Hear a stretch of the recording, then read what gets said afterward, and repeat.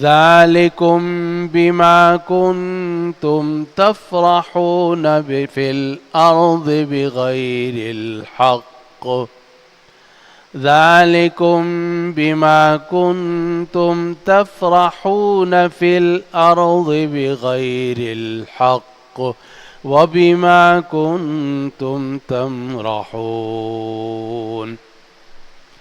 ادخلوا أبواب جهنم خالدين فيها فبئس مثوى المتكبرين فاصبر إن وعد الله حق فإما نرينك بعض الذي نعدهم أو نتوفينك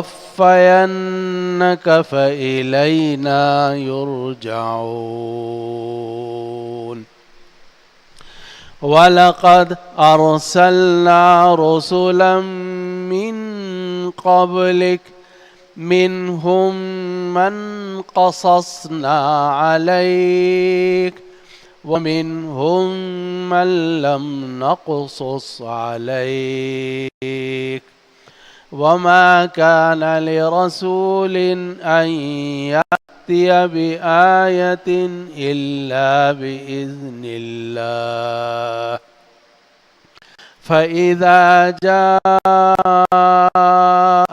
أمر الله قضي بالحق وخسر هنالك المبطلون الله الذي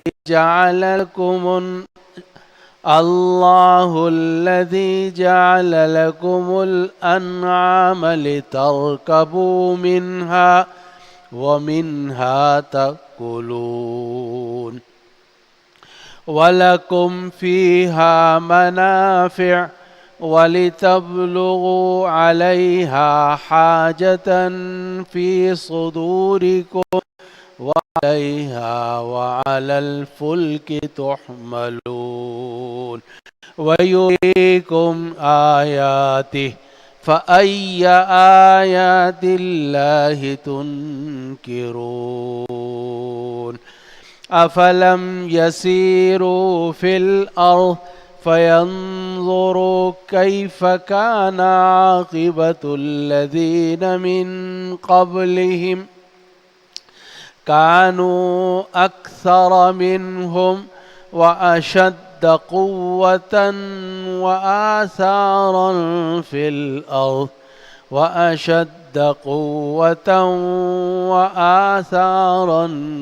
الأرض فما أغنى عنهم ما كانوا يكسبون فلما جاءتهم رسلهم بالبينات فرحوا بما عندهم من العلم وحاق بهم ما كانوا به يستهزئون فلما رأوا بأسنا قالوا آمنا بالله وحده وكفرنا بما كنا به مشركين فلم يك ينفعهم إيمانهم لما رأوا بأسنا سنة الله التي قد خلت في عباده وخسر هنالك الكافرون آمنت بالله صدق الله العظيم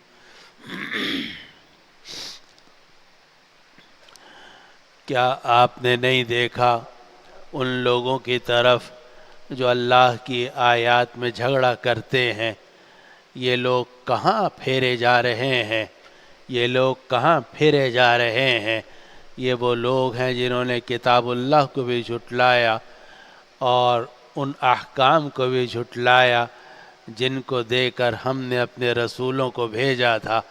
ये लोग अन करीब जान लेंगे जब इनकी गर्दनों में तौक होंगे اور زنجیریں ہوں گی اور ان کو گھسیٹا جائے گا کھولتے ہوئے پانی میں، پھر آگ کے اندر ان کو جھونکا جائے گا، پھر ان سے پوچھا جائے گا کہ کہاں گئے وہ جن کو تم شریک کرتے تھے اللہ کو چھوڑ کر؟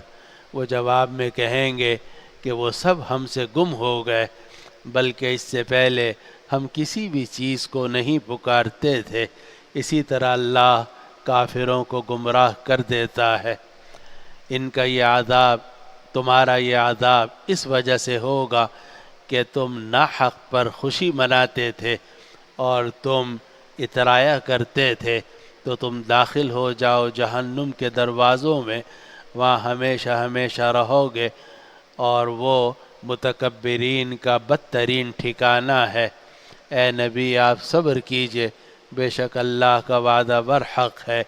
یا تو ہم آپ کو وہ عذاب، اس عذاب میں سے کچھ دکھا دیں گے جن کا ہم ان کافروں سے وعدہ کر رہے ہیں، یا ہم آپ کو وفات دے دیں گے اور یہ لوگ بھی ہمارے پاس ہی آئیں گے۔ اور ہم نے آپ سے پہلے بہت رسول بھیجے ہیں، ان رسولوں میں سے کچھ کا واقعہ ہم نے آپ پر بیان کیا ہے، اور بہت سارے وہ ہیں جن کا واقعہ ہم نے بیان نہیں کیا۔ اور کسی رسول کے لیے ممکن نہیں ہے کہ وہ کوئی نشانی، کوئی معجزہ، کوئی آیت اللہ کی اجازت کے بغیر لے آئے، اور جب اللہ کا حکم آئے گا تو حق کا فیصلہ کر دیا جائے گا، اور اس وقت میں جتنے باطل لوگ ہیں وہ خسارے میں رہ جائیں گے۔ اللہ ہی تو ہے کہ جس نے تمہارے لیے مویشی بنائے تاکہ تم ان مویشیوں پر سوار ہو، اور انہی مویشیوں میں سے کچھ کو تم کھاتے ہو، اور تمہارے لیے ان مویشیوں کے اندر بڑے منافع ہیں، اور تاکہ تم ان مویشیوں پر وہ حاجت پوری کر لو جو تمہارے دلوں میں ہے، اور ان مویشیوں پر اور کشتیوں پر تمہیں سوار کیا جاتا ہے، اور اللہ تمہیں اپنی نشانیاں دکھاتا ہے، تو تم اللہ کی کن کن نشانیوں کا انکار کرو گے؟ کیا ان لوگوں نے زمین میں سفر نہیں کیا کہ یہ دیکھتے کہ کیا انجام ہوا ان لوگوں کا جو ان سے پہلے تھے، جو تعداد میں بھی ان سے زیادہ تھے، طاقت میں بھی ان سے بڑھ کر تھے، اور اپنے زمین میں اثرات کے اعتبار سے بھی ان سے زیادہ تھے، اور ان کو کوئی کام نہ آئے وہ چیزیں، ان کے کچھ کام نہ آئیں وہ چیزیں جو وہ کماتے تھے۔ پھر جب ان کے رسول کھلے دلائل لے کر ان کے پاس پہنچے تو وہ اپنے علم پر خوش ہوتے رہے، اور ان لوگوں کو گھیر لیا اس عذاب نے جس کا وہ مذاق اڑاتے تھے۔ اور پھر جب ان لوگوں نے ہمارا عذاب دیکھ لیا تو وہ کہنے لگے کہ ہم اللہ وحدہ پر ایمان لائے، اور جن جن کے ساتھ ہم جن جن کو ہم شریک کرتے تھے ہم نے ان کا انکار کر دیا، لیکن ان کا ایمان نے ان کو نفع نہیں پہنچایا جب انہوں نے ہمارا عذاب دیکھ لیا۔ پھر ان کے ایمان نے ان کو کوئی نفع نہیں پہنچایا جب انہوں نے ہمارا عذاب دیکھ لیا۔ یہ اللہ کا طریقہ ہے جو اس کے بندوں میں چلا آ رہا ہے، اور کافر لوگ ہی وہاں نقصان میں رہیں گے۔ یہ ہے ان آیات مبارکہ کا ترجمہ اور مفہوم جو آج کی مجلس میں تلاوت کی گئی ہیں، اور یہ سورۃ الغافر یعنی سورۃ المومن کی آیت نمبر 69 سے لے کر آخری آیت نمبر 85 تک کی آیات ہیں۔ پچھلے ہفتے آیت نمبر 68 کا بیان ہوا تھا، آج کے درس میں آیت نمبر 69 سے لے کر آیت نمبر 85 کی آیات تلاوت کی گئی ہیں، اور انہی آیات پر آ کر سورۃ الغافر اور سورۃ المومن مکمل ہو گئی ہے۔ آج جو ہم نے آیات تلاوت کی ہیں ان میں پہلی 2 آیتوں میں اللہ سبحانہ وتعالی نے ان لوگوں کا ذکر کیا جو اللہ کی آیات کا مقابلہ کرتے ہیں، اللہ کی آیات کا مقابلہ کرتے ہیں، دین کا مقابلہ کرتے ہیں۔ اور اللہ تعالیٰ نے فرمایا الم تر الی الذین یجادلون فی آیات اللہ، کیا آپ نے نہیں دیکھا ان لوگوں کی طرف جو اللہ کی آیات میں جھگڑا کرتے ہیں، یعنی مقابلہ کرتے ہیں، انا یصرفون، یہ کہاں چلے جا رہے ہیں، یہ کہاں پھیرے جا رہے ہیں، کہاں پھیرے جا رہے ہیں، انا یصرفون، کہاں پھیرے جا رہے ہیں، الذین کذبوا بالکتاب وبما ارسلنا به رسلنا، اور یہ وہ لوگ ہیں کہ جنہوں نے کتاب اللہ کی بھی تکذیب کی اور ان احکام کی بھی تکذیب کی جن کو دے کر ہم نے اپنے رسولوں کو بھیجا ہے۔ فسوف یعلمون، تو یہ لوگ عن قریب جان لیں گے، اذ الاغلال فی اعناقہم والسلاسل، جب ان کی گردنوں کے اندر طوق ہوں گے اور زنجیریں ہوں گی، یسحبون فی الحمیم، گرم پانی میں ان کو گھسیٹا جائے گا، ثم فی النار یسجرون، پھر آگ کے اندر ان کو دہکایا جائے گا، ثم قیل لہم این ما کنتم تشرکون، پھر ان سے کہا جائے گا اب کہاں ہیں وہ جن کو تم اللہ کے علاوہ شریک کرتے تھے، تشرکون من دون اللہ، قالوا ضلوا عنا، اور وہ جواب میں کہیں گے کہ وہ سب ہم سے گم ہو گئے، بل لم نکن ندعو من قبل شیئا، بلکہ ہم اس سے پہلے کسی بھی چیز کو پکارتے ہی نہیں تھے، کذالک یضل اللہ الکافرین، اسی طرح اللہ کافروں کو گمراہ کرتا ہے۔ تو یہ آیت نمبر 69 سے لے کر آیت نمبر 74 تک میں اللہ سبحانہ و تعالی نے ان کافروں کا ذکر کیا کہ جو کتاب اللہ کا اور کتاب اللہ کی آیات کا مقابلہ بھی کرتے ہیں اور مذاق اڑاتے ہیں۔ اور یہاں ایک نقطہ بھی ذکر کرنا مناسب ہے جو ہمارے اکابر نے ذکر کیا کہ آدمی کو اللہ کی آیات کا، شرعی احکام کا مذاق نہیں اڑانا چاہیے۔ اگر آدمی سے کوئی غلطی ہو رہی ہے، کوئی گناہ ہو رہا ہے، تو آدمی اپنی غلطی کو غلطی تسلیم کر لے۔ اگر آدمی اپنی غلطی کو غلطی تسلیم کر لے یا کم از کم خاموش ہی رہے تو امکان ہے کہ اللہ سبحانہ و تعالیٰ کی طرف سے اسے توبہ کی توفیق ہو جائے گی اور اللہ تعالیٰ کی رحمت کا دروازہ اس پر کھل جائے گا۔ لیکن اگر کوئی آدمی اللہ کی آیات سے جھگڑنا شروع کر دے، اللہ کی آیات کا مقابلہ کرنا شروع کر دے، نعوذ باللہ شرعی احکام کا مذاق اڑانا شروع کر دے، یہ بڑی خطرناک صورتحال ہے۔ اور اس کا مطلب یہ ہے کہ اب اس آدمی کے ایمان لانے کی امیدیں ختم ہو رہی ہیں اور اللہ پناہ میں رکھے اس کا انجام بہت خراب ہے۔ اسی لیے یہاں اللہ سبحانہ و تعالی نے ہر کافر کا ذکر نہیں کیا بلکہ ان کافروں کا ذکر کیا جو اللہ کی آیات کے ساتھ جھگڑا کرتے ہیں، اللہ کی آیات کا مقابلہ کرتے ہیں۔ تو فرمایا الم تر الی الذین یجادلون فی آیات اللہ، کیا آپ نے نہیں دیکھا ان لوگوں کی طرف جو اللہ کی آیات میں جھگڑا کرتے ہیں، انا یصرفون، یہ کہاں پھرے جا رہے ہیں، کیوں ان کی عقل خراب ہو گئی ہے، کیوں اللہ سے مقابلہ کر رہے ہیں، کیوں اپنی دنیا آخرت تباہ کر رہے ہیں، انا یصرفون، کہاں پھرے جا رہے ہیں، الذین کذبوا بالکتاب وبما ارسلنا به رسلنا، یہ وہ لوگ ہیں کہ جنہوں نے کتاب اللہ کو بھی جھٹلایا اور ان چیزوں کو بھی جھٹلایا جن کو دے کر ہم نے اپنے رسولوں کو بھیجا تھا۔ الذین کذبوا بالکتاب، یہ وہ لوگ ہیں کہ جنہوں نے کتاب اللہ کی تکذیب کی، وبما ارسلنا به رسلنا، اور ان چیزوں کی تکذیب کی جن کو دے کر ہم نے اپنے رسولوں کو بھیجا تھا۔ اور یہ آیت عجیب ہے، اور یہ اس آیت سے بھی استدلال ہوتا ہے اس بات پر کہ جو حکم ہے کتاب اللہ کا وہی حکم ہے سنت رسول اللہ کا، کیونکہ اللہ تعالیٰ نے اس آیت کے اندر دو چیزوں کو ذکر کیا اور ان کے دو جرم ذکر کیے۔ پہلا جرم یہ ذکر کیا کہ الذین کذبوا بالکتاب، یہ وہ لوگ ہیں کہ جنہوں نے کتاب اللہ کی تکذیب کی، اور اگلا جرم ذکر کیا وَبِمَا أَرْسَلْنَا بِهِ رُسُلَنَا، اور جو کچھ ہم نے اپنے رسولوں کو دے کر بھیجا تھا اس کی تکذیب کی۔ اب یہ کتاب بھی یہ تو رسول ہی تو لے کر آتا ہے، لیکن وہ وحی مطلوب ہوتی ہے، اللہ تعالیٰ کی طرف سے اس کے الفاظ نازل ہوئے ہوئے ہوتے ہیں۔ وَبِمَا أَرْسَلْنَا بِهِ رُسُلَنَا، یہ کتاب تو نہیں ہے لیکن رسول وہ بتا رہا ہے، اور اس کو شریعت کی اصطلاح میں کہا جاتا ہے وحی غیر مطلوب۔ معلوم ہوا کہ کوئی آدمی وحی مطلوب کی یعنی قرآن کی تکذیب کرے گا وہ بھی زبردست مجرم ہے، اور جو آدمی سنت رسول اللہ احادیث کی تکذیب کرے گا وہ بھی بڑا مجرم ہے۔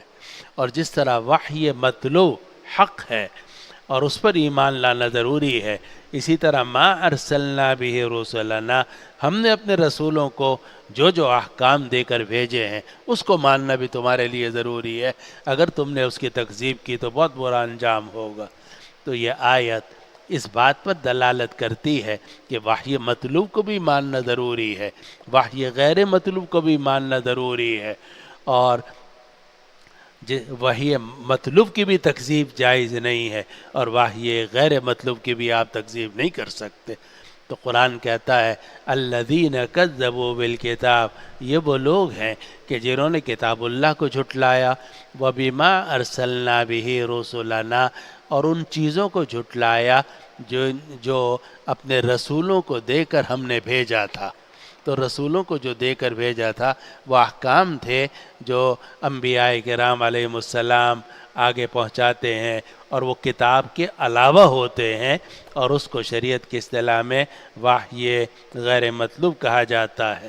تو ان کے دو جرم ہو گئے، ایک یہ کہ انہوں نے کتاب اللہ کی تکذیب کی، اور دوسرا جرم یہ کہ انہوں نے ان احکام کی تکذیب کی جو ہم نے اپنے نبی کو دے کر احکام بھیجے تھے۔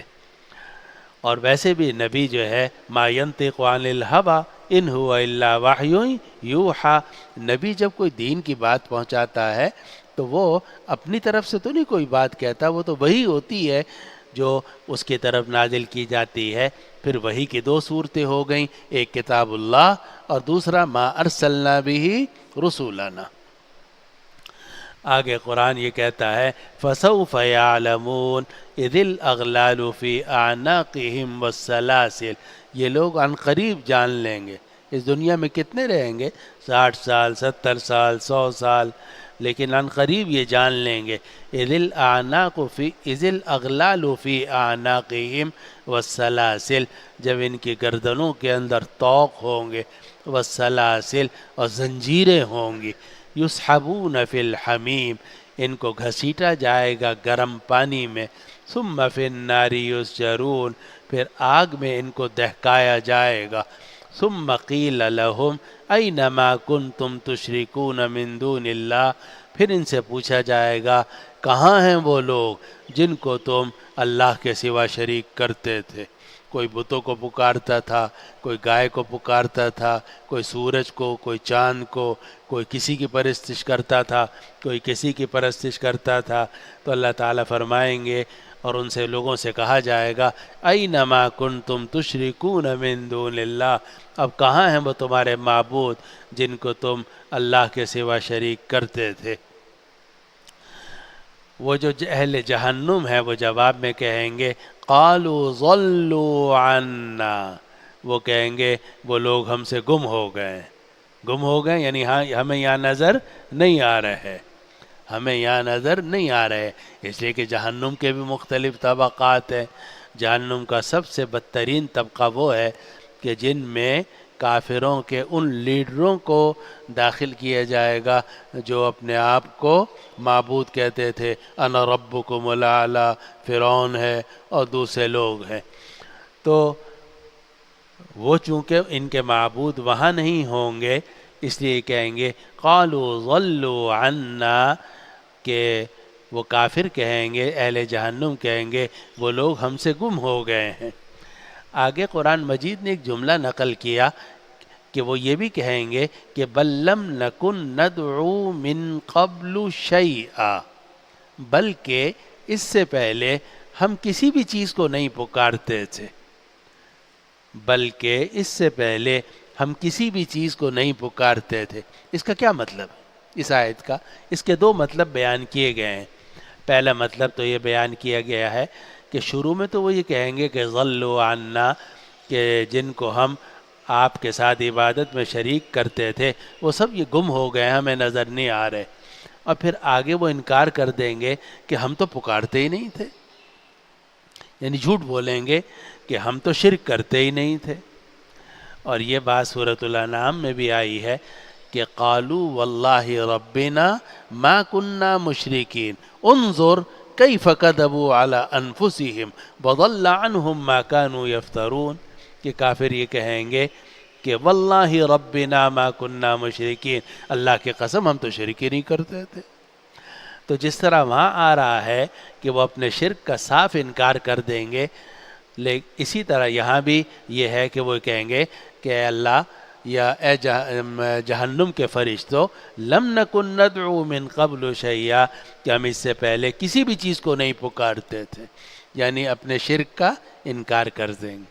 یہ ایک مفہوم ہے، لیکن بہت سارے علماء نے اس کا یہ مفہوم بھی مراد لیا ہے کہ وہ شرک کا انکار نہیں کریں گے، بلکہ یہ کہیں گے کہ جن کو ہم پکارتے تھے وہ کوئی چیز ہی نہیں تھے۔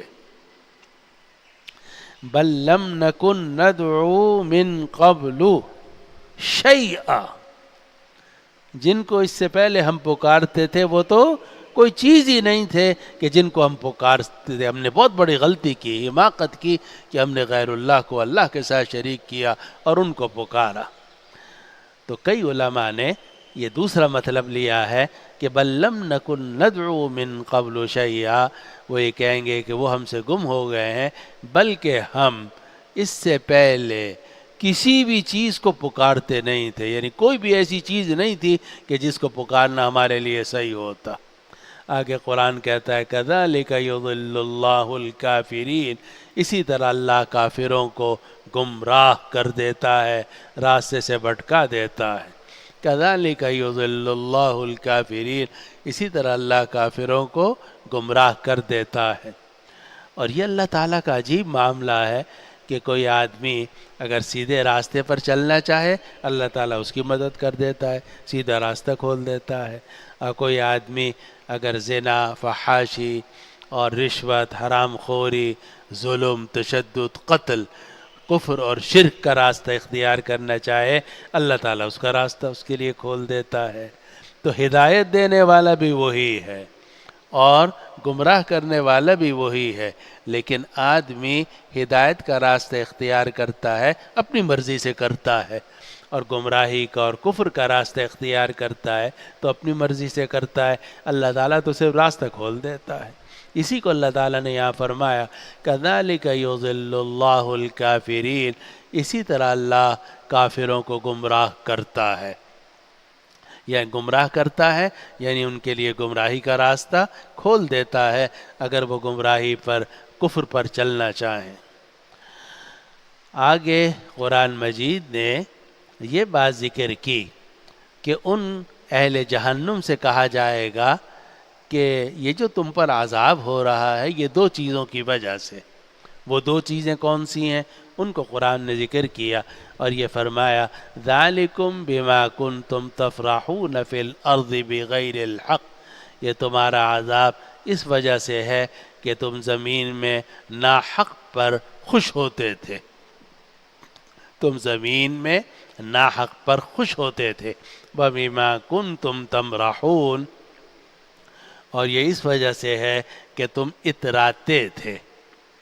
ذَلِكُمْ بِمَا كُنْتُمْ، یہ جو تمہارا عذاب ہے، بِمَا كُنْتُمْ تَفْرَحُونَ فِي الْأَرْضِ بِغَيْرِ الْحَقِّ، ایک وَبِمَا كُنْتُمْ تَمْرَحُونَ، تمہارا عذاب اس وجہ سے ہے کہ تم ناحق پر خوش ہوتے تھے اور تم اترایا کرتے تھے۔ یہاں قرآن مجید نے دو لفظ ذکر کیے ہیں، ایک ہے فرح اور ایک ہے مرح۔ تفرحون فی الارض بغیر الحق، فرح، وبما کنتم تمرحون دوسرا ہے مرح۔ فرح کا مطلب ہوتا ہے خوش ہونا، اور خوشی عجیب چیز ہے کہ اگر یہ گناہ پر خوش ہو انسان تو گناہ ہے. کوئی آدمی چوری پر خوش ہو رہا ہے، اچھا میں نے دیکھو کیسی شاندار چوری کی، اس کو اردو میں کہتے ہیں چوری اور سینہ زوری. چور بھی ہے اور سینہ زور بھی ہے. تو اگر کوئی آدمی گناہ پر خوش ہوتا ہے، کفر پر خوش ہوتا ہے، شرک پر خوش ہوتا ہے، تو یہ فرح بدون الحق ہے، فرح فی الارض بغیر الحق ہے، اور یہ گناہ کبیرہ ہے، اور اس کی وجہ سے آخرت کا عذاب ہوگا. دوسری صورت فرح کی یہ ہے کہ کسی نعمت پر خوش ہوتا ہے اور وہ نعمت اپنے ذات کے اعتبار سے بری نہیں ہے، لیکن اس نعمت پر وہ خوش ہوتا ہے کہ مجھے ملی ہے اور میں یہ کروں گا. یہ بھی گناہ ہے. آپ کو اللہ نے طاقت دی، آپ کو اللہ نے پیسہ دیا، اللہ نے آپ کو علم دین دیا، اللہ نے آپ کو نیکی دی، اور آپ جناب خوش ہو رہے ہیں میں ایسا، تو یہ بھی گناہ کبیرہ ہے. اور قارون کے بارے میں آیتیں پیچھے گزر گئیں سورۃ القصص کے اندر کہ اذ قال له قومه لا تفرح ان اللہ لا يحب الفرحین. وہ اپنے مال و دولت پر خوش ہوتا تھا، تو قوم کے لوگوں نے کہا لا تفرح ان اللہ لا يحب الفرحین، کہ خوش مت ہو اس مال و دولت پر، کیونکہ مال و دولت اچھا بھی ہو سکتا ہے برا بھی ہو سکتا ہے، آدمی کو نجات بھی دیتا ہے آخرت کی دنیا، اور آخرت کی تباہی کا بھی ذریعہ ہو سکتا ہے. تم اس مال و دولت پر خوش مت ہو. ان اللہ لا يحب الفرحین، اللہ تعالیٰ خوش ہونے والوں کو پسند نہیں کرتا. تو یہ فرح کی دو صورتیں ہیں جو ممنوع ہیں. پہلا فرح کیا ہوا؟ گناہ پر خوش ہونا، یہ ممنوع ہے. دوسرا فرح کیا ہوا؟ جائز چیز پر خوش ہونا، جائز نعمت پر خوش ہونا، لیکن اس اعتبار سے کہ میں اس کا مستحق تھا، مجھے ملی ہے اور میں یہ کروں گا اور میں ایسا. یہ فرح جو ہے یہ بھی ناجائز ہے اور یہ بھی گناہ ہے. لا تفرح ان اللہ لا يحب الفرح. تیسرا خوش ہونا یہ ہے کہ آدمی جائز نعمت پر خوش ہو کہ میرے رب نے میرے اوپر کتنا فضل کیا ہے، میرے رب نے میرے اوپر کتنا فضل کیا. میں اس دنیا میں جب آیا تھا میرے پاس تو جسم پر کپڑے بھی نہیں تھے، اب اللہ تعالیٰ نے مجھے کتنی نعمتوں سے نوازا ہوا ہے. اللہ نے مجھے 5 وقت مسجد میں آنے کی توفیق عطا فرما رہے، خوش ہو رہا ہے. لیکن خوش ہو رہا ہے اس اعتبار سے کہ میرے رب نے میرے اوپر احسان کیا ہے. یہ جو فرح ہے یہ صرف جائز ہی نہیں ہے بلکہ محمود ہے، معمور بھی ہی ہے. یہ قابل تعریف ہے اور قرآن نے اس کا حکم دیا ہے. چنانچہ سورہ یونس کے اندر فرمایا گیا قُلْ بِفَضْلِ اللَّهِ وَبِرَحْمَتِهِ فَبِذَلِكَ فَلْيَفْرَحُوا. آپ کہہ دیجئے کہ اللہ کے فضل اور اس کی رحمت پر لوگوں کو خوش ہونا چاہیے. قُلْ بِفَضْلِ اللَّهِ وَبِرَحْمَتِهِ فَبِذَلِكَ فَلْيَفْرَحُوا. آپ کہہ دیجئے کہ اللہ کے فضل اور اس کی رحمت پر لوگوں کو خوش ہونا چاہیے. بِفَضْلِ اللَّهِ وَبِرَحْمَتِهِ فَبِذَلِكَ فَلْيَفْرَحُوا هُوَ خَيْرٌ مِّمَّا يَجْمَعُونَ. دنیا کی چیزوں سے یہ اللہ تعالیٰ کی رحمت بہت بہتر ہے. اب گویا کتنی صورتیں ہو گئی خوش ہونے کی؟ 3 صورتیں. پہلی صورت یہ ہو گئی کہ آپ کو اللہ تعالیٰ نے کسی نیکی کی توفیق دی، یا کوئی آپ کو اللہ تعالیٰ نے دنیا کی دین کی نعمت عطا فرمائی، آپ خوش ہو رہے ہیں کہ اللہ تعالیٰ نے مجھے 5 وقت مسجد میں آنے کی توفیق عطا فرمائی. بڑا اللہ تعالیٰ کا فضل ہے، میں تو اس قابل نہیں تھا. رات کو تہجد کی توفیق ہو گئی، صبح کو آپ کا سر جھکا ہوا ہے، آنکھوں میں آنسو ہیں، خوش ہیں. یا اللہ آپ کا کتنا فضل ہے کہ آپ نے مجھے تہجد میں اٹھا دیا. تہجد پڑھنے کے بعد آدمی کو خوش ہونا چاہیے نہیں ہونا چاہیے؟ نماز پڑھ کے خوش ہونا چاہیے نہیں ہونا چاہیے؟ درس قرآن دور حدیث کے بعد خوش ہونا چاہیے نہیں ہونا چاہیے؟ لیکن کس بات پر؟ کہ اللہ نے میرے اوپر فضل کیا ہے، اللہ نے میرے اوپر رحمت کی ہے، میں تو اس قابل نہیں تھا، اللہ تعالیٰ نے میرے اوپر بڑا فضل فرمایا، اس کا میرے اوپر بہت احسان ہے۔ قل بفضل اللہ وبرحمتہ فبذلک فلیفرحوا، تو یہ فرح معمور بھی ہے، قابل تعریف ہے، آدمی کو خوش ہونا چاہیے اپنی نیکی پر، جو نیکی کرو خوش ہو، بیوی ہے، بچے ہیں، سائیکل ہے، موٹر سائیکل ہے، سواری ہے، اچھا کپڑا پہنا، خوش ہو، میرے رب نے مجھے عطا فرمایا، الحمدللہ الذی کسانی ما اواری به عورتی ورزقنیہ من غیر حول منی ولا قوہ، کھانے پر خوش ہو رہا ہے، اللہ نے مجھے کتنا اچھا کھانا کھلایا، الحمدللہ الذی اطعمنا وسقانا فکم ممن لا کافی لہ ولا مووی، کتنے لوگ ہیں جن کے پاس کھانا ہی نہیں ہے، رہنے کی جگہ نہیں ہے۔ اب یہ خوش ہو رہا ہے کس پر؟ اللہ تعالیٰ کی رحمت پر، یہ خوش ہونا بہت اچھی بات، اس لیے مومن کو ہر وقت خوش ہونا چاہیے مومن کو ہر حال میں خوش رہنا چاہیے، لیکن اس لیے نہیں کہ مجھے ملی، بلکہ اس لیے کہ میرے رب نے مجھ پر فضل فرمایا، میرے رب نے میرے اوپر رحمت فرمائی ہے، میرا تو استحقاق نہیں تھا، لیکن میرے رب نے میرے اوپر بڑا کرم فرمایا ہے، میرا رب بہت پیارا ہے، بہت میرا محسن ہے، اس سے بڑھ کر کوئی احسان کرنے والا نہیں ہے، کیا کیا نعمتیں اس نے مجھے دی ہوئی، خوش ہو رہا ہے، تو یہ خوش ہونا بہت اچھا ہے۔ دوسری صورت یہ ہے کہ آپ نے تہجد پڑھی، صبح کو گردن اکڑ گئی، عالم بنے گردن اکڑ گئی، پیسہ آیا گردن اکڑ گئی، طاقت آئی، اقتدار آیا گردن اکڑ گئی، اب جناب لوگوں کو حقارت کی نگاہ سے دیکھ رہے ہیں، دوسروں کو سمجھ رہے ہیں کہ یہ تو ایسے ہی ہیں، میں تو عالم ہوں، میں تو مفتی ہوں، میں تو فلاں ہوں، میں تو یہ ہوں، میرے پاس پیسہ ہے، میرے پاس اقتدار ہے۔ یہ اللہ کے فضل پر نظر نہیں ہے، اپنے اوپر نظر ہے، اور یہ نظر قارون کو تھی، اور اس کو اس کے قوم کے لوگوں نے سمجھایا تھا کہ لا تفرح ان اللہ لا يحب الفرحین، خوش مت ہو، اللہ تعالیٰ خوش ہونے والوں کو پسند نہیں کرتے، یعنی جو آدمی اپنی مال و دولت، اپنی صفات، اپنی صلاحیتوں، اپنی استعداد پر خوش ہوتا ہے، اللہ تعالیٰ کی عطا پر نظر نہیں ہوتی، وہ اچھی چیز نہیں ہے۔ تو پہلی صورت کیا ہو گئی؟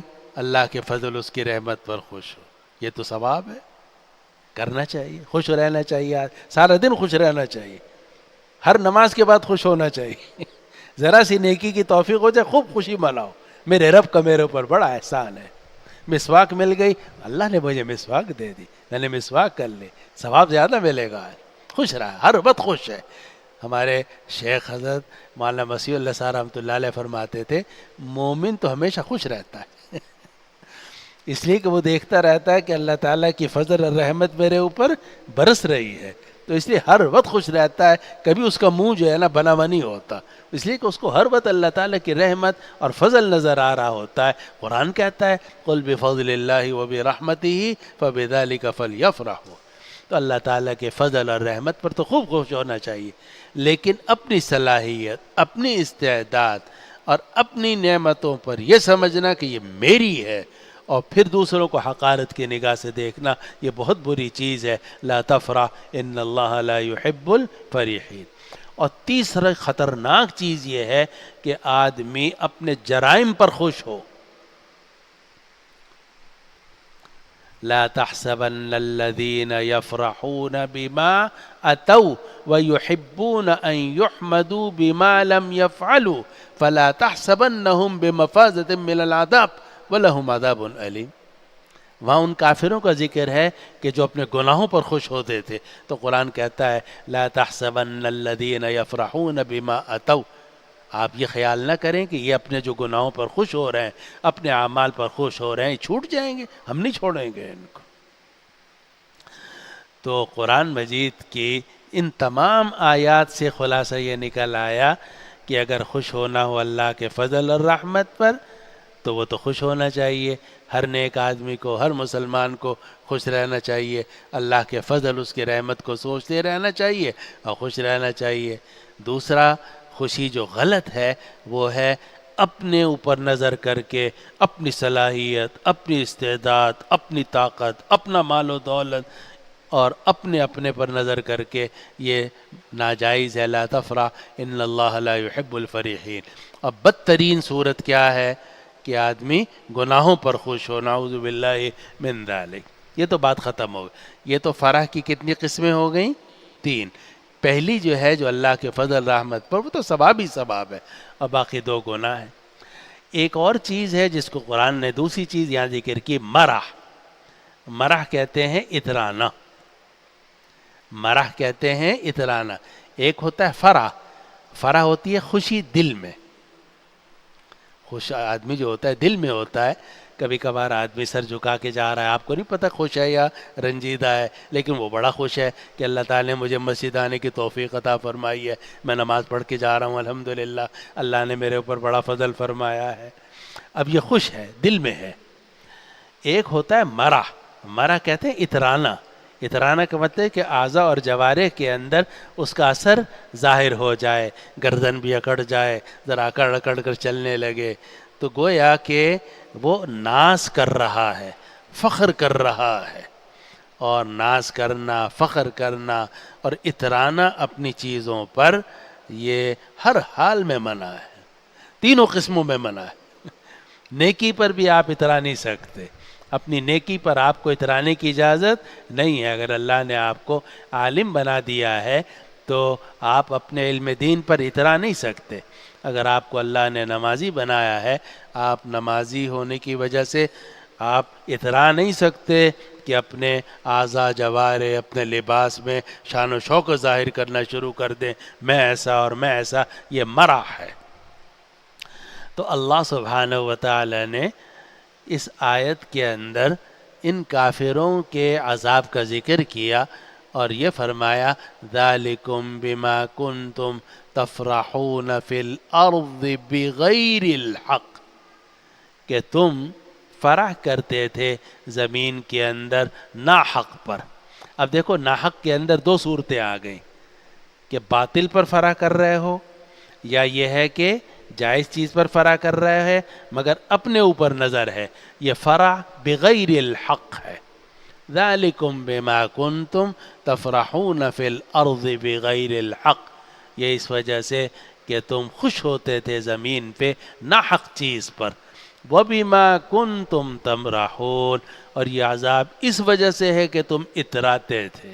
اب دیکھیے قرآن کا کمال، دیکھیے اللہ کے کلام کا، کہ تفرحون کے اندر قید لگا دی کس کی؟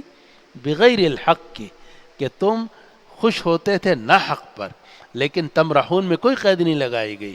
اشارہ کر دیا کہ مرح تو ہر حال میں ناجائز ہے، اترانا تو ہر حال میں ناجائز ہے.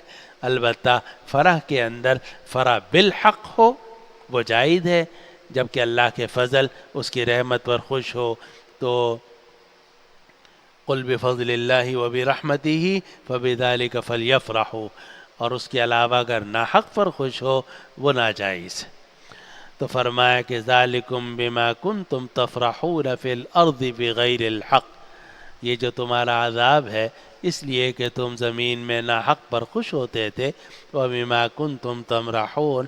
اور تم اترایا کرتے تھے، اکڑتے تھے. مرح کے معنی اترانا، اکڑنا. ادخلوا ابواب جہنم خالدین فیہا. داخل ہو جاؤ جہنم کے دروازوں میں، ہمیشہ اس جہنم میں رہو گے. فبئس مثوی المتکبرین. اور یہ تکبر کرنے والوں کا بدترین ٹھکانہ ہے. یہ تکبر کرنے والوں کا بدترین ٹھکانہ ہے. معلوم ہوا کہ کفر اور تکبر ایک ہی چیز. اس لیے ہمارے اکابر فرماتے ہیں کہ تکبر بدترین صفت ہے. آدمی نیک ہو جائے لیکن اس کے دل میں اگر تکبر ہے تو جنت میں داخل نہیں ہوگا. حدیث میں آتا ہے کہ لا يدخل الجنت من کان فی قلبہ مثقال حبۃ من کبر او کما قال صلی اللہ علیہ وسلم. کہ اگر رائی کے دانے کے برابر بھی کسی کے دل میں تکبر ہوگا وہ جنت میں نہیں جا سکتا. تکبر اور کفر ایک ہی چیز ہے. اپنے آپ کو کبھی بڑا نہیں سمجھنا چاہیے، ہمیشہ اللہ تعالیٰ کا بندہ سمجھنا چاہیے کہ جو کچھ ہے اللہ نے مجھے عطا کیا ہے. تو قرآن مجید یہاں کہہ رہا ہے ادخلوا ابواب جہنم خالدین فیہا. داخل ہو جاؤ جہنم کے دروازوں میں، اس جہنم میں ہمیشہ رہو گے، فبئس مثوى المتکبرین، اور یہ متکبرین کا بدترین ٹھکانہ ہے۔ آگے نبی کریم صلی اللہ علیہ وسلم کو خطاب کر کے ارشاد ہے فاصبر ان وعد اللہ حق، آپ صبر کیجئے، بے شک اللہ کا وعدہ برحق ہے۔ نبی کریم صلی اللہ علیہ وسلم کو قرآن مجید میں جگہ جگہ صبر کی تلقین کی گئی، آپ صبر کیجئے، آپ صبر، فاصبر کما صبر اولو العزم من الرسل۔ اور اسی لیے میں ساتھیوں سے کہتا ہوں کہ جب نبی کریم صلی اللہ علیہ وسلم کو صبر کی تلقین کی گئی ہے، صحابہ کو بھی، تو مولانا، امام، خطیب، اس کو کتنا صبر کرنا پڑے گا؟ جب انبیاء کرام علیہ السلام کو اتنا صبر کرنا پڑا، تو جو ان کے متبعین ہیں، سچے متبعین ہیں، ان کے لیے بھی صبر کے سوا کوئی چارہ نہیں۔ فاصبر ان وعد اللہ حق، آپ صبر کیجئے، بے شک اللہ کا وعدہ برحق ہے۔ آگے جو آیت نمبر 77 کا حصہ ہے، فَإِمَّا نُرِيَنَّكَ بَعْضَ الَّذِي نَعِدُهُمْ أَوْ نَتَوَفَّيَنَّكَ فَإِلَيْنَا يُرْجَعُونَ، اس میں اللہ سبحانہ و تعالی یہ بات ارشاد فرما رہے ہیں کہ یہ بھی ہو سکتا ہے کہ ہم آپ کی زندگی ہی میں ان کو سزا دے دیں۔ چنانچہ غزوہ بدر میں ان کو سزا ملی، اور خندق میں ملی، اور فتح مکہ کے موقع پر مختلف جہادوں میں، اور فرمایا کہ یہ بھی ہو سکتا ہے کہ آپ کی زندگی میں ان کو سزا نہ ملے اور یہ ویسے ہی رہیں، لیکن ہم آپ کو اپنے پاس بلا لیں گے، پھر یہ لوگ بھی ہمارے پاس آئیں گے۔ جب آئیں گے اصل فیصلہ تو آخرت میں ہوگا، کیونکہ دنیا میں تو عارضی فیصلے ہوتے ہیں، اصل سزا اور جزا آخرت کی جزا اور سزا ہے۔ اس کو قرآن کہتا ہے کہ فَإِمَّا نُرِيَنَّكَ بَعْضَ الَّذِي نَعِدُهُمْ، یا تو ہم آپ کو دکھا دیں گے اس عذاب کا کچھ حصہ جس عذاب کا ہم ان لوگوں سے وعدہ کر رہے ہیں، اَوْ نَتَوَفَّيَنَّكَ، یا ہم آپ کو وفات دے دیں گے، فَإِلَيْنَا يُرْجَعُونَ، اور یہ سب لوگ ہمارے پاس ہی آئیں گے، آپ بھی ہمارے پاس ہوں گے، یہ لوگ بھی ہمارے پاس آئیں گے، وہاں فیصلہ ہو جائے گا۔ یا تو دنیا ہی میں ہم ان کو کچھ سزا دے دیں گے، ورنہ آخرت میں ہے۔ فَإِمَّا نُرِيَنَّكَ بَعْضَ الَّذِي نَعِدُهُمْ، یا تو ہم آپ کو دکھا دیں گے وہ بعض سزا جس کا ہم ان سے وعدہ کر رہے ہیں، اَوْ نَتَوَفَّيَنَّكَ فَإِلَيْنَا يُرْجَعُونَ، یا ہم آپ کو وفات دے دیں گے اور یہ سب ہمارے پاس ہی آئیں گے۔ آگے آیت نمبر 78 میں اللہ سبحانہ و تعالی نے دو باتیں ارشاد فرمائی۔ پہلی بات یہ ارشاد فرمائی کہ آپ کوئی اکیلے رسول تو نہیں ہیں، آپ سے پہلے بہت رسول آئے ہیں۔ وَلَقَدْ أَرْسَلْنَا رُسُلًا مِّن قَبْلِكَ، اور ہم نے آپ سے پہلے بہت رسولوں کو بھیجا ہے، مِنْهُمْ مَنْ قَصَصْنَا عَلَيْكَ، ان رسولوں میں سے کچھ رسول وہ تھے جن کا قصہ ہم نے آپ کے سامنے بیان کیا ہے، جن کا واقعہ ہم نے آپ کے سامنے بیان کیا ہے۔ وَمِنْهُمْ مَنْ لَمْ نَقْصُصْ عَلَيْكَ، اور بہت سارے انبیاء رسول وہ ہیں جن کا ہم نے آپ کے سامنے واقعہ بیان نہیں کیا۔ قرآن مجید میں تو صرف 25 انبیاء کرام علیہ السلام کا ذکر ہے۔ قرآن مجید کی آیتوں میں جو ہیں وہ 25 الیسع، ذوالکفل اور حضرت ابراہیم، حضرت موسیٰ، حضرت عیسیٰ علیہ السلام، 25 انبیاء کرام علیہ السلام کا ذکر ہے۔ لیکن حدیث شریف میں آتا ہے کہ اللہ تعالیٰ نے 1,24,000 انبیاء بھیجے ہیں، جن 313 جو تھے وہ صاحب شریعت تھے اور باقی صرف نبی تھے۔ 1,24,000 ایک روایت میں آتا ہے، تو معلوم ہوا کہ انبیاء تو بہت آئے ہیں، قرآن مجید میں کچھ کا ذکر ہے اور کچھ کا ذکر نہیں ہے۔ ہر علاقے میں تقریباً نبی آیا ہے، ہر علاقے میں تقریباً نبی آیا ہے۔ اسی لیے یہ بہت سارے جو کافر قومیں ہیں وہ اپنے پرانے بزرگوں کو، جن کو وہ پوجتی ہیں، ان کی باتیں نقل کرتے ہیں، تو جب ان کی باتیں آپ پڑھیں یا سنیں تو آپ کو محسوس ہوگا کہ کچھ بات تو صحیح ہے، قرآن حدیث کے مطابق ہے، اور کچھ جو ہے نا اس میں شرک آ گیا ہے یا جناب کفر آ گیا ہے۔ تو وہ بات کیا تھی کہ آئے تو تھے انبیاء کرام علیہم السلام اور انہوں نے دین پہنچایا بھی تھا، لیکن اس کے بعد جوں جوں زمانہ گزرتا رہا تو لوگ گڑبڑ ہوتے رہے، تعلیمات مسخ ہوتی رہیں ان کی کتابوں میں اور ان کی وحی کے اندر تحریف ہوتی رہی، تھا کچھ بن گیا کچھ۔ لیکن قرآن مجید کی اس آیت سے بھی معلوم ہوتا ہے انبیاء بہت آئے ہیں، اور سورۃ النساء میں بھی آیت نمبر 164 چھٹے سپارے کے شروع میں وَرُسُلًا قَدْ قَصَصْنَاهُمْ عَلَيْكَ مِن قَبْلُ وَرُسُلًا لَمْ نَقْصُصْهُمْ عَلَيْكَ وَكَلَّمَ اللَّهُ مُوسَىٰ تَكْلِيمًا۔ وہاں بھی یہ بات ارشاد کی گئی کہ بہت سارے رسولوں کا واقعہ تو ہم نے آپ کو قرآن مجید میں بتا دیا ہے، لیکن بہت سارے رسول ہوئے ہیں جن کے واقعات ہم نے آپ کو نہیں بتائے، لیکن وہ آئے ہیں۔ اسی لیے جو پرانے بزرگوں کی باتیں ذکر کی جاتی ہیں ان کے بارے میں کچھ کہنا مشکل ہے کہ وہ کون تھے، ہو سکتا ہے نبی ہوں، لیکن اب ہمارے پاس ان کی تعلیمات صحیح حالت میں موجود نہیں ہیں۔ لیکن انبیاء کرام علیہ السلام ہر علاقے میں آئے ہیں، جگہ جگہ آئے ہیں، کوئی علاقہ ایسا نہیں ہے جہاں انبیاء کرام علیہ السلام نہ آئے ہوں، اور انبیاء کرام علیہ السلام کی تعلیمات کا یہ اثر ہے۔ دیکھیے انبیاء کرام علیہ السلام کی محنت کا اثر یہ ہے کہ پوری دنیا میں جو اصول ہیں وہ آج بھی محفوظ ہیں۔ نکاح نکاح ہے، زنا زنا ہے، چاہے آپ مسلمانوں میں چلے جائیں، چاہے کافروں میں چلے جائیں، چاہے عیسائیوں میں چلے جائیں، چاہے یہودیوں میں چلے جائیں، چاہے ہندوؤں میں چلے جائیں، چاہے بدھ مت میں چلے جائیں، چاہے دہریوں کے ہاں چلے جائیں، لیکن آپ کو دو قسمیں علیحدہ علیحدہ ملیں گے۔ نکاح علیحدہ چیز ہے، زنا علیحدہ چیز ہے۔ قتل جو ہے وہ گناہ کبیرہ ہے، ساری اقوام متفق ہیں کہ ناحق کسی کو قتل نہیں کر سکتے۔ یہ کس نے ان کے ذہن میں بٹھایا؟ انبیاء کرام علیہ السلام۔ سارے قوم متفق ہیں کہ شراب جو ہے بری چیز ہے، یہ کس نے بٹھایا ذہنوں میں؟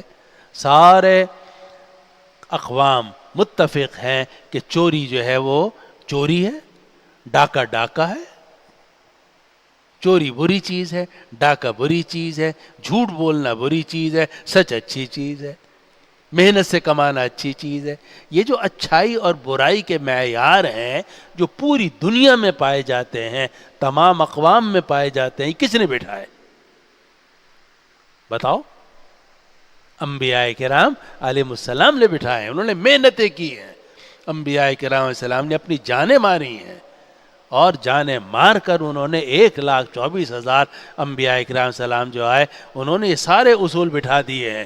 چنانچہ چاہے مسلمان ہوں، چاہے کافر ہوں، چاہے یہودی ہوں، چاہے عیسائی ہوں، چاہے بدھ مت کے لوگ ہوں، چاہے دہریے ہوں، چاہے ہندو ہوں، چاہے کو پتہ نہیں کتنے کفر کے طبقات ہیں، لیکن اچھائی اچھائی ہے، برائی برائی ہے، نکاح نکاح ہے، زنا زنا ہے، چوری چوری ہے، ڈاکہ ڈاکہ ہے۔ یہ اچھائی اور برائی کے جو باتیں ہیں یہ انبیاء کرام السلام کی محنت کا نتیجہ ہے۔ اس کو قرآن کہتا ہے وَلَقَدْ أَرْسَلْنَا رُسُلًا مِّن قَبْلِكَ، ہم نے آپ سے پہلے بہت رسول بھیجے ہیں۔ فَمِنْهُمْ مَنْ قَصَصْنَا عَلَيْكَ، ان رسولوں میں سے کچھ وہ ہیں جن کا واقعہ ہم نے آپ کے سامنے بیان کیا ہے، وَمِنْهُمْ مَنْ لَمْ نَقْصُصْ عَلَيْكَ، اور کچھ رسول ایسے ہیں جن کا واقعہ ہم نے آپ کے سامنے بیان نہیں کیا۔ وَمَا كَانَ لِرَسُولٍ أَن يَأْتِيَ بِآيَةٍ إِلَّا بِإِذْنِ اللَّهِ، اور کسی رسول کے لیے ممکن نہیں ہے کہ وہ کوئی معجزہ لے آئے جب تک اللہ کی اجازت نہ ہو۔ کوئی نبی اپنی طرف سے معجزہ نہیں دکھا سکتا، کوئی نبی اپنی طرف سے آیت بنا نہیں سکتا۔ آیت سے مراد معجزہ بھی ہو سکتا ہے، اور آیت سے مراد قرآن کی آیت بھی ہو سکتی ہے۔ کسی رسول کے لیے ممکن نہیں ہے کہ وہ کوئی آیت لے کر آئے جب تک کہ اللہ کی اجازت نہ ہو۔ تو اگر معجزہ ہے، معجزہ بھی اللہ کی اجازت کے بغیر نہیں ہو سکتا، اور وہی جو ہے وہ بھی اللہ کی اجازت کے بغیر بیان نہیں کر سکتا۔ ما ينطق عن الهوى ان هو الا وحی یوحى ما كان لرسول ان یأتی بآیۃ الا باذن اللہ۔ کسی رسول کے لیے ممکن نہیں ہے کہ وہ اللہ کی اجازت کے بغیر کوئی آیت لے آئے، کوئی معجزہ لے آئے۔ فَإِذَا جَاءَ أَمْرُ اللَّهِ، جب اللہ کا حکم آئے گا، قضی بالحق، حق کا فیصلہ کر دیا جائے گا۔ وَخَسِرَ هُنَالِكَ الْمُبْطِلُونَ، اور جتنے باطل لوگ ہیں اس روز نقصان میں ہوں گے۔ وَخَسِرَ هُنَالِكَ الْمُبْطِلُونَ، اور اس وقت میں باطل لوگ خسارے میں ہوں گے۔ آگے آیت نمبر 79، 80، 81 میں اللہ سبحانہ و تعالیٰ دنیا کی نعمتوں کا ذکر کر رہے ہیں کہ دیکھو اللہ نے تمہارے لیے سمندروں کو مسخر کر دیا ہے، تم کشتیاں لے کے سمندر میں پھرتے رہتے ہو، بڑے بڑے جانور تمہارے تابع کر دیے، بیل تمہارے تابع، اونٹ تمہارے تابع، تم اس کے مقابلے میں چھوٹے سے ہو مگر ہاتھی پر سوار ہو جاتے ہو، جانوروں کو قابو کر لیتے ہو، اور مویشیوں کو اللہ نے تمہارے لیے پیدا کیا جن پر تم سواریاں کرتے ہو، بعض مویشی تمہارے لیے حلال کر دیے تم کھاتے ہو۔ قرآن کہتا ہے اللہ الذی جعل لکم الانعام لترکبوا منہا، اللہ ہی تو ہے کہ جس نے تمہارے لیے مویشی بنائے، لترکبوا منہا، تاکہ تم ان مویشیوں پر سوار ہو جاؤ، ومنہا تأکلون، اور انہی مویشیوں میں سے تم کچھ کو تم کھاتے ہو۔ سوار تو آدمی خچر پر بھی ہوتا ہے، گدھے پر بھی، اونٹ پر بھی، اور گائے پر بھی، بیل پر بھی، لیکن گدھے کو تو کھانا جائز نہیں ہے۔ تو اللہ نے مویشی بنائے ہیں تاکہ تم ان پر سوار ہو جاؤ۔ وَمِنْهَا، من تبعیضیہ ہے، وَمِنْهَا تَأْكُلُونَ، اور ان مویشیوں میں سے کچھ کو تم کھاتے ہو۔ وَلَكُمْ فِيهَا مَنَافِعُ، اور تمہارے لیے ان مویشیوں کے اندر بڑے منافع ہیں، تمہارے لیے ان مویشیوں کے اندر بڑے منافع ہیں۔ دودھ نکلتا ہے، اسے جناب دودھ بھی بن رہا ہے، مکھن بھی بن رہا ہے، پنیر بھی کھا رہے ہو، لسی بھی پی رہے ہو، اور پتہ نہیں دودھ سے کیا کیا چیزیں بن رہی ہیں، پورے ڈیری فارم قائم ہیں اور طرح طرح کی چیزیں بن رہی ہیں، اور اس کے گوشت سے طرح طرح کی چیزیں بن رہی ہیں۔ بلکہ جو جانور ہے اس کے جسم کا کوئی حصہ ضائع نہیں ہوتا۔ کھال سے آپ جوتے بناتے ہو اور طرح طرح کی چیزیں بناتے ہو۔ کچھ عرصے پہلے ہمارے یہاں قربانی ہوتی ہے نا، تو وہ ہمارے دوست بتا رہے تھے دارالعلوم والے کہ ایک ٹھیکیدار آیا اور اس نے کہا کہ میں ہر گائے کے کان خریدنا چاہتا ہوں۔ کان تو ایسے ہی پھینک دیتے ہیں، کوئی کھاتا تھوڑا ہی ہے، لیکن وہ کان بڑے کام آتے ہیں، وہ بھی کسی خاص مقصد کے لیے استعمال ہوتے ہیں۔ جانور کی کوئی چیز ایسی نہیں ہے جو استعمال نہ ہوتی ہو، سبھی استعمال ہوتے ہیں۔ حتیٰ کہ جانور کا جو گوبر ہے وہ بھی لوگ لے جا کے کھیت میں ڈالتے ہیں، کھاد کے کام آتا ہے، یا اس سے اپلے بنا لیتے ہیں، جلانے کے کام آتا ہے۔ اس کو قرآن کہتا ہے وَلَكُمْ فِيهَا مَنَافِعُ، تمہارے لیے ان مویشیوں میں بڑے منافع ہیں۔ وَلِتَبْلُغُوا عَلَيْهَا حَاجَةً فِي صُدُورِكُمْ، اور تاکہ تم ان مویشیوں پر وہ حاجت پوری کر لو جو تمہارے دلوں میں پائی جاتی ہے۔ انسان کے دل میں خواہش ہوتی ہے کہ میں فلاں جگہ چلا جاؤں، سواری پہ سوار ہو کے چلا جاتا ہے۔ اللہ نے یہ سواریاں تمہارے لیے مسخر کر دی ہیں۔ وَعَلَيْهَا وَعَلَى الْفُلْكِ تُحْمَلُونَ، اور ان مویشیوں پر اور کشتیوں پر تمہیں سوار کرایا جاتا ہے۔ چنانچہ سمندر دریا میں تم سفر کرتے ہو، بڑی بڑی کشتیاں، بحری جہاز ہیں، بڑا بڑا سامان بحری جہازوں سے ادھر سے ادھر منتقل کیا جاتا ہے۔ تمہارے لیے ان مویشیوں کے اندر بڑے منافع ہیں، اور تاکہ تم ان مویشیوں پر اپنی وہ حاجت پوری کر لو جو تمہارے دلوں میں ہے، اور ان مویشیوں پر اور کشتیوں پر تمہیں سوار کرایا جاتا ہے۔ آگے قرآن آیت نمبر 81 میں فرماتا ہے وَيُرِيكُمْ آيَاتِهِ، اللہ تمہیں اپنی نشانیاں دکھاتا ہے۔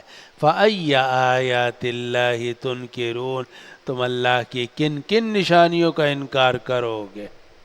بیل ہوگا یا گائے ہوگی، آپ کی مرضی نہیں چلتی وہاں، بیٹا ہوگا یا بیٹی ہوگی، آپ کی مرضی نہیں چلتی. اونٹ نر ہوگا یا مادہ پیدا ہوگی، آپ کی مرضی نہیں چلتی، اللہ کی نشانیاں ہیں. وَيُرِيكُمْ آيَاتِهِ، اور اللہ اپنی نشانیاں تمہیں دکھاتا ہے. فَأَيَّ آيَاتِ اللَّهِ تُنْكِرُونَ، تو تم اللہ کی کن کن نشانیوں کا انکار کرو گے؟ رات اللہ کی نشانی، سورج اور چاند اللہ کی نشانی، سمندر اور دریا اللہ کی نشانی، اور یہ مویشی اللہ کی نشانی، تمہاری اپنی جان کے اندر بڑی نشانیاں. وَفِي أَنفُسِكُمْ أَفَلَا تُبْصِرُونَ. آگے آیت نمبر 82 میں اللہ تعالیٰ نے مشرکین مکہ کو کہا کہ تمہاری تو حیثیت ہی کیا ہے، تم تو قوم عاد قوم سمود کے برابر بھی نہیں ہو. قوم عاد قوم سمود اور تم سے پہلی جو قومیں گزری ہیں ان کی تعداد بھی زیادہ تھی، ان کی طاقت بھی بہت تھی، اور زمین میں ان کے نشانات آج تک باقی ہیں. وہ باقی نہیں رہے، تم کہاں باقی رہو گے؟ افلم یسیروا فی الارض، کیا ان لوگوں نے زمین میں سفر نہیں کیا؟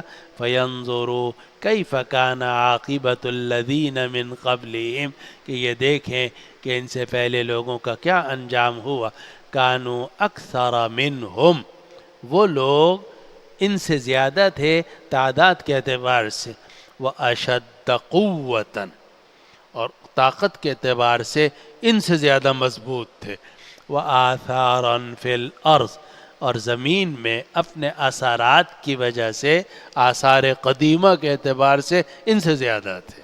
ان کے آثار قدیمہ آج تک باقی ہیں، قوم عاد کی اور قوم سمود کے آج تک باقی ہے. ان کے نشانات زمین میں تم سے زیادہ تھے. فما اغنا عنہم ما کانوا یکسبون، لیکن ان کے کچھ کام نہ آیا وہ جو کماتے تھے، جو انہوں نے مال کمایا، دولت کمائی، محلات بنائے، مکانات بنائے، چٹانوں کو تراشا، ان میں اپنے مکانات بنائے، کفر کیا، شرک کیا، کوئی چیز کام نہ آئی. فما اغنا عنہم ما کانوا یکسبون، تو ان کے کچھ کام نہ آئے، کچھ کام نہ آئیں وہ چیزیں جو کماتے تھے، جو وہ کماتے تھے. اب کمانے کے اندر مال و دولت بھی آ گیا، اعمال بھی آ گئے، جو کچھ انہوں نے کیا دنیا ہی میں مزہ اڑا لیا، آخرت میں عذاب ہی عذاب ہے. آگے قرآن کہتا ہے کہ یہ جو پرانی قومیں تھیں ان کے پاس بھی ہمارے پیغمبر آئے تھے، کیونکہ پیغمبر تو ہر جگہ آئے ہیں. فَلَمَّا جَاءَتْهُمْ رُسُلُهُمْ بِالْبَيِّنَاتِ،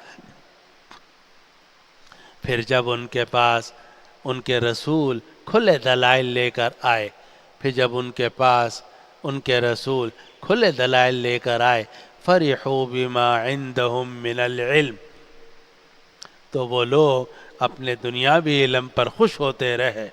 وَحَاقَ بِهِمْ مَا كَانُوا بِهِ يَسْتَهْزِئُونَ، اور ان کو گھیر لیا اس عذاب نے جس کا وہ مذاق اڑاتے تھے. جب رسول ان کے پاس کھلے دلائل لے کر آئے تو انہوں نے نہ اللہ کی بات مانی نہ رسولوں کی بات مانی، بلکہ اپنے جو دنیاوی ان کا علم تھا، کھانے کا، کمانے کا، مکان بنانے کا، چٹانیں تراشنے کا، بت بنانے کا، بس اسی پر خوش رہے، اپنی دنیا میں مست رہے، اور اس دنیا میں مست ہوتے رہے، خوش ہوتے رہے. نتیجہ یہ ہوا کہ اللہ کا عذاب نے ان کو گھیر لیا. اس کو قرآن کہتا ہے فَلَمَّا جَاءَتْهُمْ رُسُلُهُمْ بِالْبَيِّنَاتِ، پھر جب ان کے رسول ان کے پاس کھلے دلائل لے کر آئے، فَرِحُوا بِمَا عِندَهُمْ مِنَ الْعِلْمِ، تو وہ خوش ہوئے اس علم پر جو ان کے پاس تھا.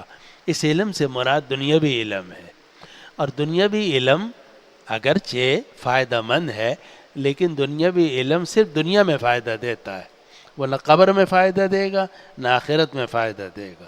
اور انبیاء کرام علیہ السلام کی جو تعلیمات ہیں وہ دنیا میں بھی فائدہ دیتی ہیں، آخرت میں بھی فائدہ دیتی ہیں. اور یہ بات کہ ان کو علم ہے مگر صرف دنیا کا ہے، قرآن مجید نے سورۃ الروم کے اندر بھی ذکر کیا. سورۃ الروم میں فرمایا گیا یعلمون ظاہرا من الحیات الدنیا وہم عن الآخرۃ ہم غافلون، یہ لوگ دنیا کی زندگی کا صرف ظاہری حصہ جانتے ہیں. یہ لوگ دنیا کی زندگی کا صرف ظاہری حصہ جانتے ہیں.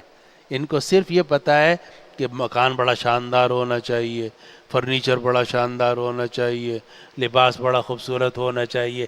لیکن دل کا سکون کہاں سے ملے گا؟ آپ فرنیچر تو لگا لو گے، رات کو نیند کیسے آئے گی؟ دل کا سکون کیسے نصیب ہوگا؟ ان کو دنیا کی بھی صرف ظاہری چیزوں کا علم ہے. یعلمون ظاہرا من الحیات الدنیا، یہ دنیا کی زندگی میں سے صرف ظاہری چیزوں کو جانتے ہیں. وہم عن الآخرۃ ہم غافلون.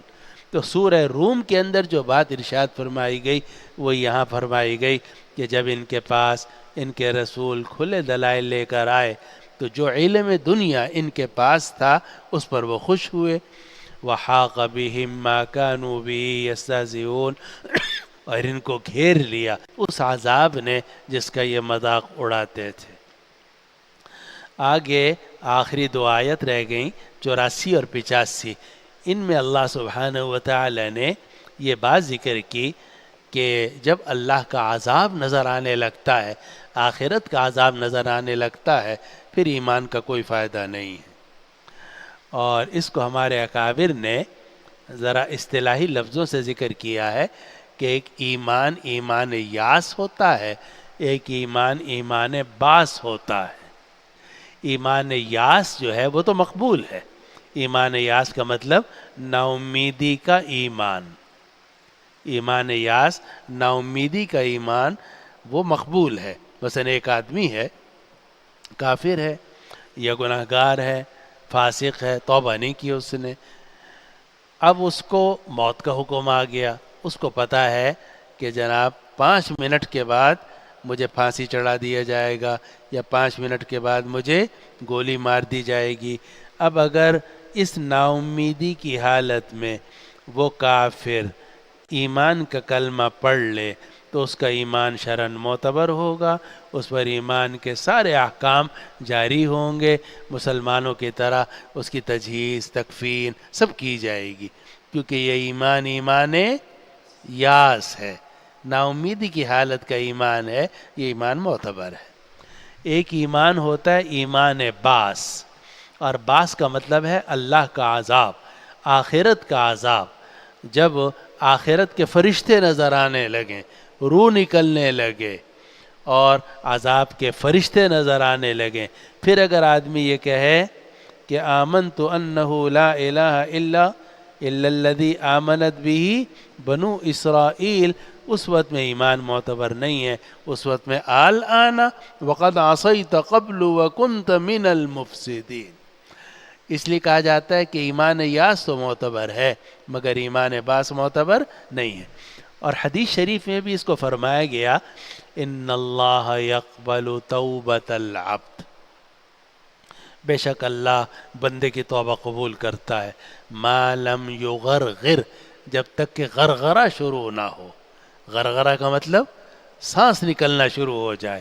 جب آخرت کے فرشتے نظر آنے لگیں، سانس نکلنا شروع ہو جائے، مرنے لگے آدمی اور آخرت کے فرشتے نظر آنے لگیں، اس وقت میں ایمان قبول نہیں ہوتا، نہ توبہ قبول ہوتی ہے. لیکن سانس نکلنے سے پہلے 2 منٹ پہلے بھی، مرنے سے 2 منٹ پہلے بھی اگر آدمی توبہ کر لے گا، ان اللہ یقبل توبۃ العبد ما لم یغرغر، حدیث میں آتا ہے. یہی بات قرآن مجید میں یہاں فرمائی گئی. آیت نمبر 84 میں ارشاد ہے فَلَمَّا رَأَوْا بَأْسَنَا، جب انہوں نے ہمارا باس دیکھ لیا، ایمان باس. فَلَمَّا رَأَوْا بَأْسَنَا، جب انہوں نے ہمارا عذاب دیکھ لیا، قَالُوا آمَنَّا بِاللَّهِ وَحْدَهُ، تو وہ کہنے لگے اللہ پر ہم ایمان لائے، وہ اکیلا ہے.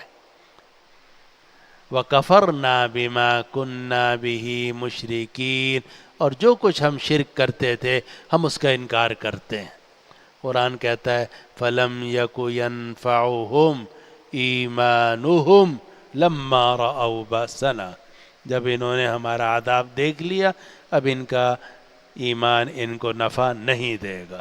جب انہوں نے ہمارا آخرت کا عذاب دیکھ لیا اب ان کا ایمان ان کو کوئی فائدہ نہیں دے گا. اور اسی لیے کہا جاتا ہے کہ ایمان بالغیب معتبر ہے، ایمان بالشہود معتبر نہیں ہے۔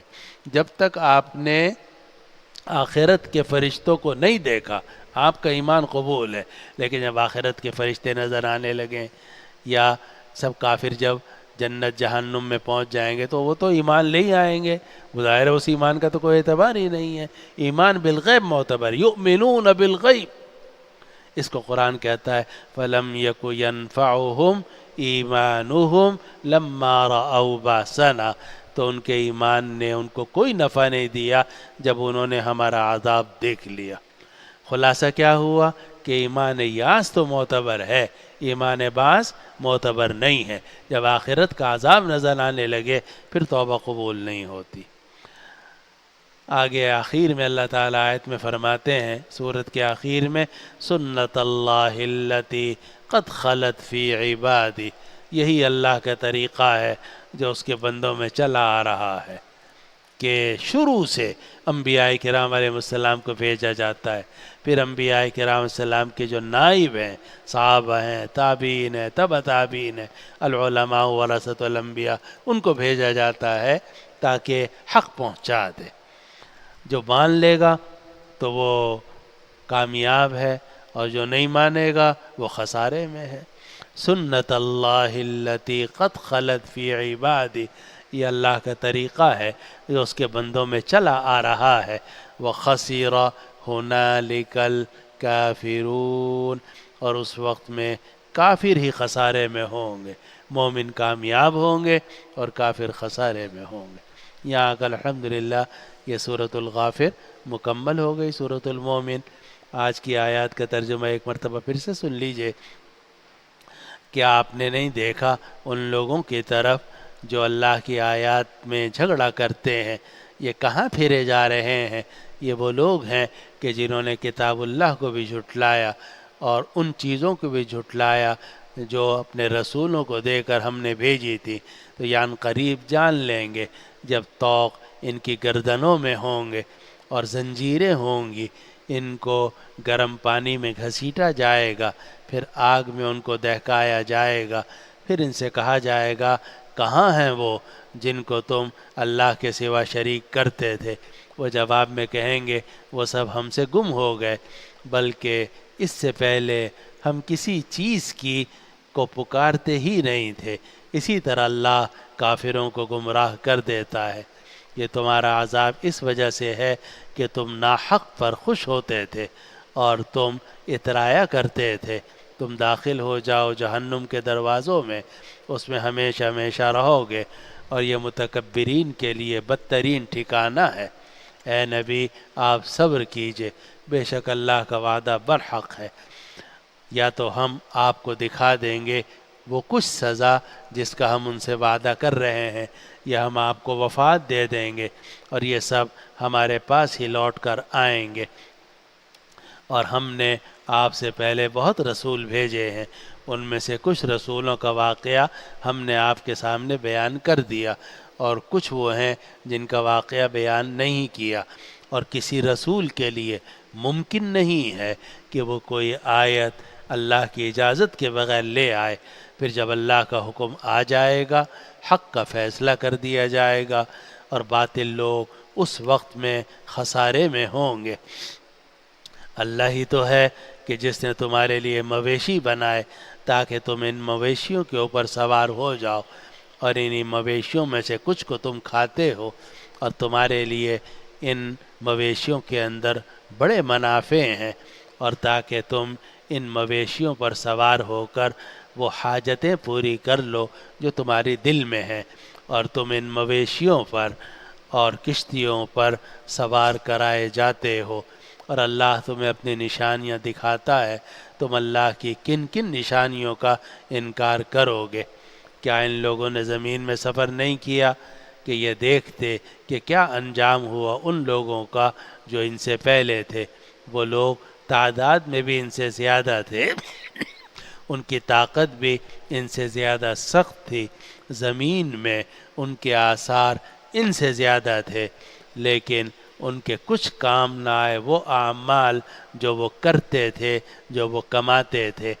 پھر جب ان کے رسول کھلے دلائل لے کر ان کے پاس پہنچے تو وہ لوگ اپنے دنیاوی علم پر خوش ہوتے رہے اور ان کو گھیر لیا اس عذاب نے جس کا وہ مذاق اڑاتے تھے۔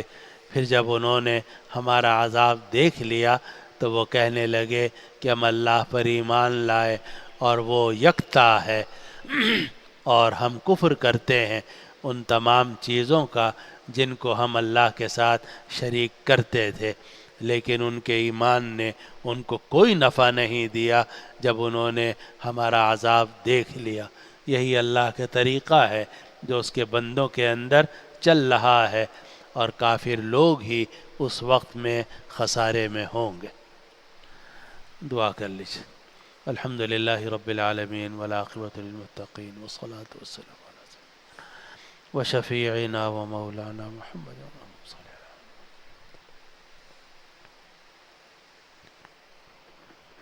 یا اللہ یا ارحم الراحمین، ہمارے بیٹھنے کو اپنی بارگاہ میں قبول فرما لیجئے، ہمیں قرآن مجید کی تلاوت کی توفیق عطا فرما، قرآن مجید کو سمجھنے کی توفیق عطا فرما، قرآن مجید پر عمل کرنے کی توفیق عطا فرما، قرآن مجید کی تلاوت کا ہمیں عادی بنا دیجئے۔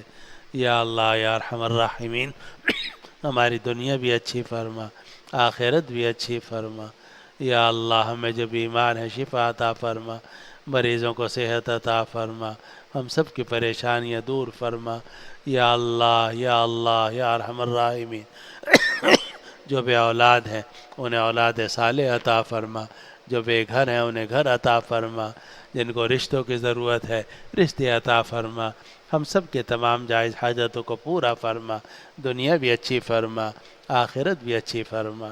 وصلی اللہ تعالی علی خیر خلقہ سیدنا و شفیعنا و حبیبنا و مولانا محمد وعلی آلہ و اصحابہ اجمعین برحمتک یا ارحم الراحمین۔